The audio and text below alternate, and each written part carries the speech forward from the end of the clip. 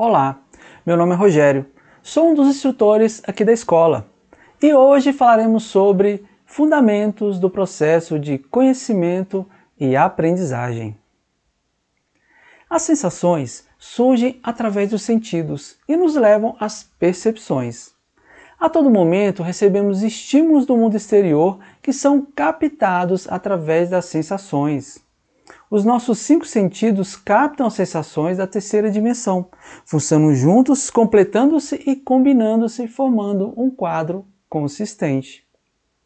As percepções são formadas a partir das sensações e criam um mundo próprio, particular, ligado à realidade interior e às experiências de cada um.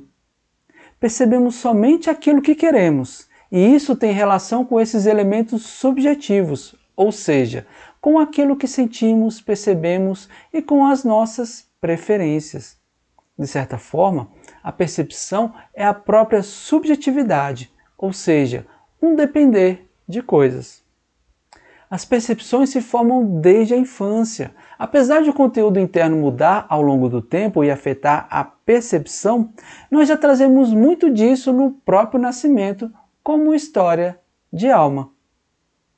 Um aspecto importante relacionado à percepção é o dualismo, ou seja, a divisão entre bom e ruim. O problema está em nos apegarmos à parte que gostamos e rejeitarmos a parte que não gostamos. A dualidade faz parte da realidade do mundo físico, através do qual percebemos as coisas. Conceito é uma ideia, uma concepção que criamos a respeito de uma realidade e que varia de pessoa para pessoa, ou seja, não é uma coisa concreta, é como um pensamento que passa. Criamos os conceitos a partir de nossas experiências, das coisas que vivemos. A própria ideia de gnose e de busca espiritual está relacionada a isso. A questão não é descobrir uma verdade, mas estamos abertos a descobri-la a todo momento. O conceito se forma em nossa mente com palavras. Para conseguirmos transmitir esse conceito, surge essa ideia de linguagem. A linguagem é então um conjunto de palavras para expressar uma experiência. Quanto mais nos conhecemos, mais captamos a realidade e vamos dando significado ao que percebemos, e quanto mais temos o domínio da linguagem, melhor poderemos significar essa nossa experiência. Quando falamos de algo, temos a impressão de que estamos falando de uma realidade, mas não nos damos conta de que estamos falando de ideias e não de experiências. Já a memória tem um papel muito importante em nossa vida. Sem ela, não teríamos como atuar em nosso dia a dia, pois é o único instrumento que dispomos para nos comunicarmos, trabalharmos, cuidarmos de nossos afazeres e etc. É a partir dela que cada um de nós sabe o que está fazendo e quem se é.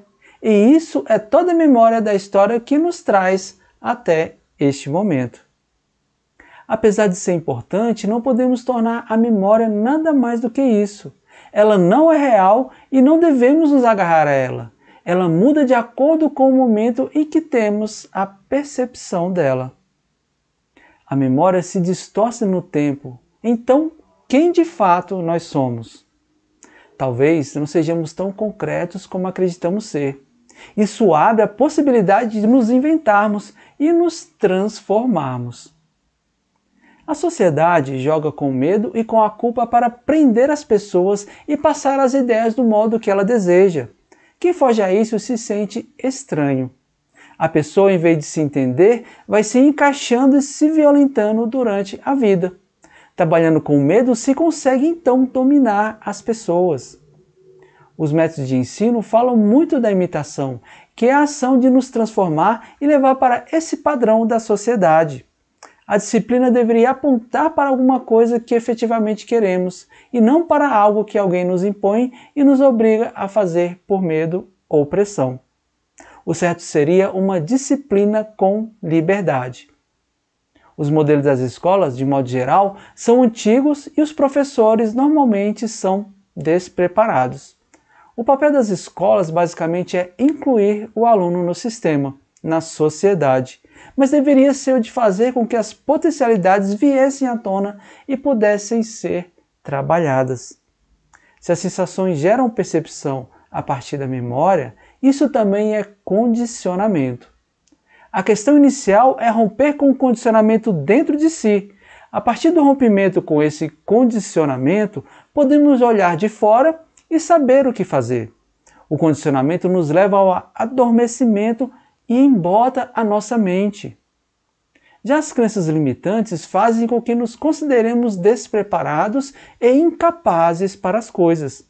Temos que saber quais são as crenças que nos condicionam e nos mantêm nas situações que estamos.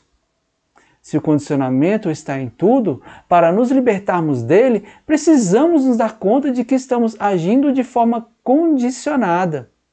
E isso só é possível através da observação, do questionamento e da análise de cada situação. Nesse processo de aprendizado, temos que saber escutar, prestar atenção e refletir. O estado de presença nos coloca receptivos e reflexivos.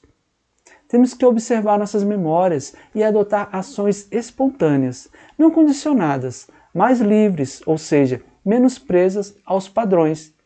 Para isso, temos que captar e compreender quais são as coisas que nos prendem e por quais razões fazemos alguma coisa da maneira que fazemos.